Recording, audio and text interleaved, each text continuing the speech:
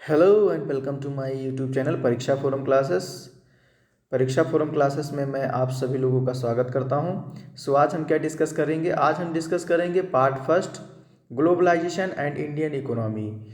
Globalisation को हिंदी में कहते हैं वैश्वीकरण, और इंडियन इकोनॉमी को आपको पता है कि भारतीय अर्थव्यवस्था। यानी कि ग्लोबलाइजेशन की वजह से भारतीय अर्थव्यवस्था पर क्या प्रभाव पड़ेगा, या हमारी भारतीय अर्थव्यवस्था किन किन स्पेयर में चेंज हुई है, किस किस क्षेत्र में इसका इम्पैक्ट ज़्यादा हुआ है, किस क्षेत्र में इसका इम्पैक्ट ज़्यादा नहीं हुआ है। तो इस चैप्टर में ओवरऑल हम यही सब बात करेंगे। चैप्टर थोड़ा लेंदी है, बट मैं कोशिश करूँगा कि जो इम्पोर्टेंट चीज़ें हैं वो आपको प्रॉपर इन्फॉर्मेशन से मिल जाए। तो सबसे पहले मैंने थोड़ा इसको एक रफली बनाया हुआ है कि आप बस ये एक चीज़ ये समझ लें, क्योंकि इस चैप्टर में ये छोटी छोटी चीज़ अगर आपको समझ में आ गई तो पूरा पैराग्राफ पढ़िए, पूरी बुक पढ़िए, कोई टेंशन नहीं होगा। पूरे चैप्टर में कहीं कोई टेंशन नहीं होगा। कहीं भी कोई टेंशन हो, बस वापस आपको इसी पैराग्राफ के पास फिर ही आ जाना है। ठीक है, तो इस पहली वीडियो को हम यहाँ पे रिकॉर्ड कर रहे हैं। ये पार्ट फर्स्ट है, ग्लोबलाइजेशन एंड इंडियन इकोनॉमी। तो first of all here we discuss globalization. Globalization क्या होता है, ग्लोबलाइजेशन में प्रोसेस कैसी कैसी होती हैं, ग्लोबलाइजेशन से संबंधित जो टर्मिनोलॉजी है ये भी हम इसमें देखने की बात करते हैं। तो ग्लोबलाइजेशन को हम हिंदी में क्या बोलते हैं? वैश्वीकरण बोलते हैं। क्या बोलते हैं जी? वैश्वीकरण। ओके, सिंपल सी बात है, वैश्वीकरण है यानी विश्व को एक तरीके से जोड़कर रखना। क्या है कि विश्व की एक तरीके से जोड़कर रखना। तो ऐसे इस नाम से कुछ क्लियर हो रहा है, बट यहाँ पे हम विश्व को किस हिसाब से जोड़ेंगे? तो आर्थिक दृष्टि से जोड़ेंगे। क्या है? इकोनॉमिकल पॉइंट ऑफ व्यू से हम जोड़ेंगे। Okay, integration of world economy in economical point of view. तो हम यहाँ पर विश्व के जितने बाजार हैं उनको हम आर्थिक दृष्टि से जोड़ने की कोशिश करते हैं। इसी प्रोसेस को हम क्या बोलते हैं? ग्लोबलाइजेशन। तो इंग्लिश में एक बार देख लेते हैं, इसको बोलते हैं rapid integration of world economies और interlinking of countries market called globalisation. यानी कि जब हम वर्ल्ड इकोनॉमीज को, ठीक है, यानी कि अलग अलग देश की अर्थव्यवस्था को आपस में ही जोड़ देते हैं, यानी कि कह सकते हो ना कि अलग अलग देश की जो मार्केट है सबको एक में ही जोड़ दो, उसी प्रोसेस को हम क्या बोलते हैं? ग्लोबलाइजेशन बोल देते हैं। क्या बोल देते हैं? ग्लोबलाइजेशन। हिंदी में क्या बोलते हैं इसको? वैश्वीकरण। अच्छा, ये देखिए इस फिगर में आप देखिए मैंने बनाया है, ये है ग्लोबलाइजेशन। अब ये जो एरो दिख रहा है ना आपको, इनवर्ड एरो, ये देखो, ये मैंने बोला है कि यूएसए की इकोनॉमी है, इसको भी मैंने जोड़ लिया, कनाडा की भी जोड़ लिया, ईरान की भी जोड़ लिया, इंडिया की भी जोड़ लिया, साउथ अफ्रीका की। यानी कि ये देश आपस में क्या करते हैं जी? ये देश आपस में इंपोर्ट करते हैं, यानी कि वस्तुओं का क्या करते हैं? आयात करते हैं, और एक्सपोर्ट भी तो करते हैं। भाई ट्रेड यानी बिजनेस करोगे तो इंपोर्ट एक्सपोर्ट करोगे ना। फॉरेन ट्रेड करना है तो इंपोर्ट एक्सपोर्ट करना पड़ेगा। तो इंपोर्ट को हम क्या बोलते हैं? आयात करते हैं।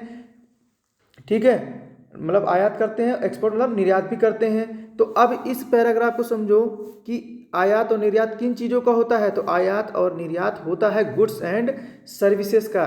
किसका होता है? Goods and services. गुड्स को हम बोलते हैं क्या? वस्तु। क्या बोलते हैं? वस्तुएं। और सर्विसेज मतलब सेवाएं। तो हम वर्ल्ड की किसी भी इकोनॉमी में जाएं, मार्केट में जाएं, दुनिया की किसी भी मार्केट में दो ही चीज़ का प्रोडक्शन होता है। पहला क्या है? ये देखिए, इसको आप देखिए, ये है मार्केट। तो दुनिया की किसी भी मार्केट में जाओ, चाहे इंडिया में जाओ, चाहे यूएसए में जाओ, कहीं भी जाओ, कनाडा जाओ, ईरान जाओ, इराक जाओ, साउथ अफ्रीका जाओ, रशिया जाओ, चाइना जाओ, कहीं भी जाओ, तो पूरी इकोनॉमी में सिर्फ और सिर्फ दो ही चीज़ का प्रोडक्शन होता है, वो बेटा होता है गुड्स एंड सर्विसेज का। ठीक है, तो गुड्स मतलब वस्तुओं का क्या है? उत्पादन होता है, और सेवाओं का उत्पादन होता है। तो production of goods and services take place in the each and every market of the world economies. I hope ये आपको समझ में आ गया। अब ग्लोबलाइजेशन का ऑब्जेक्टिव क्या है? ठीक है, यानी कि क्या है इसका ऑब्जेक्टिव, उद्देश्य क्या है? तो फॉरेन ट्रेड को बूस्ट करना। बूस्ट मतलब क्या है? बढ़ावा। ठीक है, यानी विदेशी व्यापार को बढ़ावा मिलेगा। सिंपल सी बात है, सभी देश क्या है? गुड्स एंड सर्विसेज का प्रोडक्शन करते हैं, ये अपनी गुड्स एंड सर्विसेज दूसरे देश को देते हैं, और हम दूसरे देश से लेते हैं।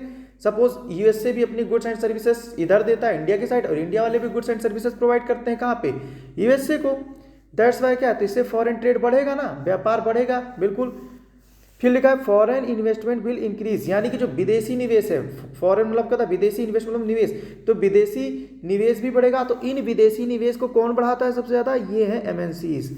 तो याद रखना अभी एमएनसीज का बहुत इंपॉर्टेंट रोल है इस चैप्टर में, ठीक है। ग्लोबलाइजेशन में सबसे ज़्यादा जो महत्वपूर्ण भूमिका निभाने का काम कौन करता है? एमएनसीज। एमएनसीज को क्या कहते हैं वो हम अभी यहाँ पर देखते हैं। अभी हम सिर्फ ऑब्जेक्टिव देख रहे हैं। तो फॉरेन इन्वेस्टमेंट, विदेशी निवेश को भी बढ़ावा देना है। मोबिलाइजेशन ऑफ रिसोर्सेस यानी संसाधनों का क्या है जी? मोबिलाइजेशन है, यानी कि मूवमेंट हो सकता है। सोचो कि इंडिया के जो भी संसाधन है इनको हम क्या, जैसे कोयला है, कोयला हम जापान को देते हैं कि नहीं देते हैं, और जापान हमको टेक्नोलॉजी देता है तो वो हमको टेक्नोलॉजी मोबिलाइज करता है, हम उसको कोयला दे देते हैं। ठीक ऐसे हम यूएसए को बहुत सारी दवाइयाँ देते हैं, यूएसए हमको कुछ ना कुछ टेक्नोलॉजी में दे देता है। तो हम इसी तरीके से क्या है, ट्रेड अपना करते हैं। ट्रेड एग्रीमेंट होता है, वो अलग टॉपिक है, ठीक है। तो वो बायलैटरल ट्रेड एग्रीमेंट होता रहता है। तो दोनों देशों में क्या है, व्यापार समझौता होता है। फिर आता है proper utilization of resources. Suppose कि जैसे क्या है कि ग्लोबलाइजेशन की जो प्रक्रिया है मेनली ये है 3 तरीके के देश पे डिपेंड करती है। पहले देश को हम क्या बोलते हैं? Developed countries. क्या बोलते हैं? Developed countries. दूसरे देश को हम क्या बोलते हैं? Developing countries. और तीसरे टाइप के जो देश होते हैं उनको बोलते हैं लीस्ट डेवलप्ड कंट्रीज। तो लीस्ट डेवलप्ड कंट्रीज में ज़्यादातर आपका जो अफ्रीका कॉन्टिनेंट है तो यहाँ पे LDC कंट्रीज ज़्यादा मिल जाती हैं, जिसको हम बोलते हैं लीस्ट डेवलप्ड कंट्रीज, यानी अल्प विकसित देश हैं, यानी कि इनके पास संसाधन हैं। यहाँ पे क्या है, proper availability of the resources हैं, but due to lack of technology, यहाँ पे क्या है कि टेक्नोलॉजी यानी प्रौद्योगिकी की कमी है। दैट्स वाई क्या है कि इन रिसोर्सेस का प्रॉपर यूटिलाइजेशन यानी दोहन नहीं हो पा रहा है, ठीक है। तो एमएनसीज क्या करती हैं, यही काम करती हैं कि उनके पास क्या है, पैसा बहुत होता है, टेक्नोलॉजी एडवांस होती है, तो उन रिसोर्सेज को क्या है वो एक्सेसिबल बनाती हैं। वो उस किसी भी देश में जाती हैं, जैसे खास करके टारगेट करती हैं डेवलपिंग और लीस्ट डेवलप कंट्रीज को। ये वहाँ जाती हैं, अपनी फैक्ट्री वगैरह सेटअप करती हैं और वहाँ के जितने भी संसाधन है क्या करती हैं, उसका मोबिलाइजेशन भी करती हैं और उसका प्रॉपर यूटिलाइजेशन भी करती हैं। तो मैंने फिर कहा कि MNCs play a crucial role, यानी कि एमएनसीज क्या है, बहुत ही महत्वपूर्ण भूमिका निभाती हैं। किसमें भैया? ग्लोबलाइजेशन के प्रोसेस में, वैश्वीकरण की प्रक्रिया में। ओके, अब हम एमएनसीज देखते हैं। तो एमएनसीज को इंग्लिश में बोलते हैं मल्टीनेशनल कॉरपोरेशन, हिंदी में इसको कहते हैं बहुराष्ट्रीय कंपनियां। क्या बोलते हैं इसको? बहुराष्ट्रीय कंपनियां, यानी कि ऐसी कंपनी जिसकी बहुत सारी ब्रांचेस क्या है अपने होम कंट्रीज के अलावा भी क्या होती है, फैली होती है। जैसे फॉर एग्जांपल एमएनसीज का एग्जांपल जैसे फोर्ड मोटर्स, फोर्ड कहाँ की कंपनी है? यूएसए की है। तो इंडिया में भी फोर्ड की गाड़ियाँ देखने को मिलती है ना, फोर्ड फिएटा मिलती है आपको, ठीक है, फोर्ड फीगो मिलती है, फोर्ड इको स्पोर्ट मिलती है। तो ये व्यापार यहाँ भी करती है। इसका जो प्लांट कहाँ सेटअप हुआ था? चेन्नई में। यहाँ भी प्रोडक्शन कर रही थी कि नहीं कर रही थी? तो होम टाउन इसका कहाँ था जी? होम टाउन इसका था यूएसए। बट क्या है कि जैसे ये इंडिया में इन्वेस्ट करके इसने व्यापार किया कि नहीं किया, सेम इसी तरीके से ये हो सकता है श्रीलंका में ओपन की हो ब्रांच, पाकिस्तान में ओपन की हो। तो बहुत सारी कंपनी, बहुत सारी देशों में अपनी ब्रांचेस ओपन करती हैं। कौन? एमएनसीज। तो एमएनसी क्या है? It is a company that own और control production of goods and services in more than one nation, जो मैंने पहले बताया, ठीक है। एज अर्लियर आई एक्सप्लेन, मैंने पहले बताया कि ऐसी कंपनी ये क्या होती है, एमएनसीज क्या होती है, बहुत बड़ी बड़ी कंपनी होती हैं। ये क्या करती हैं, बहुत ज़्यादा कंट्रोल करती हैं किस पे?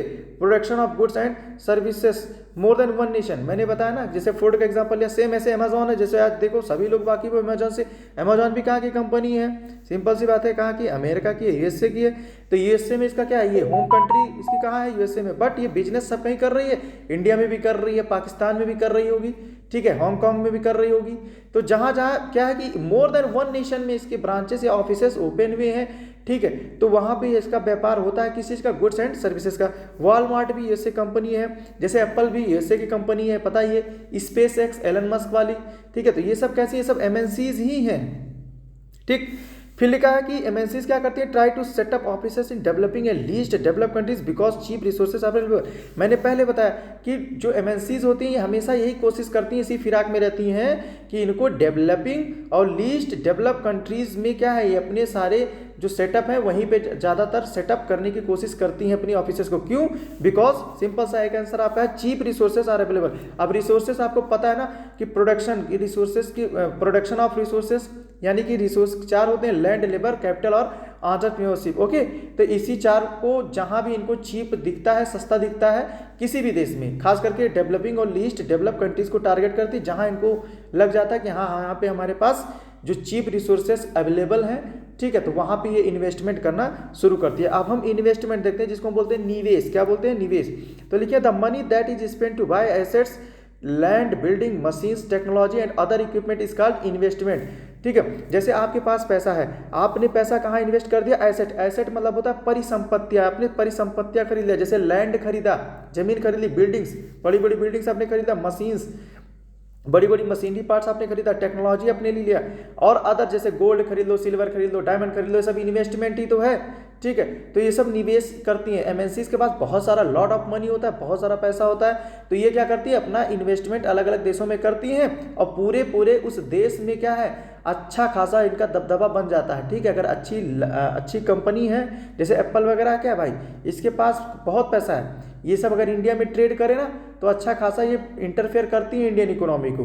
ठीक है, इसी का इम्पैक्ट भी पड़ता है हमारी सोसाइटीज़ पे अलग अलग तरीके से। तो इन्वेस्टमेंट आई होप आपको समझ में आ गया।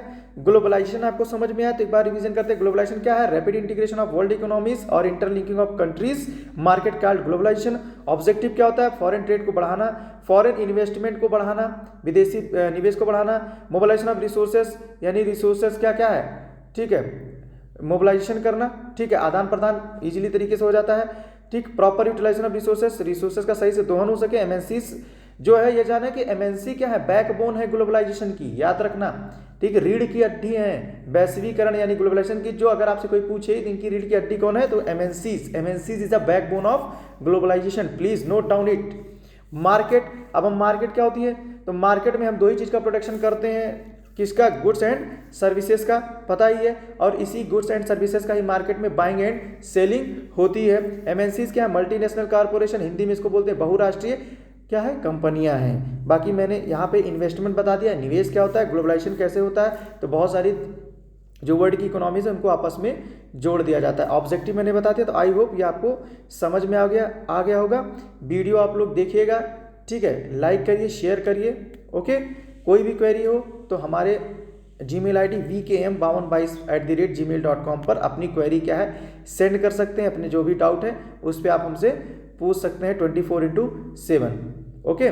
तो thank you for watching, please like, share and subscribe the channel and also press the bell icon in order to receive the notification when uploaded by any videos from my side, okay, got it। तब तक के लिए जय हिंद, जय भारत।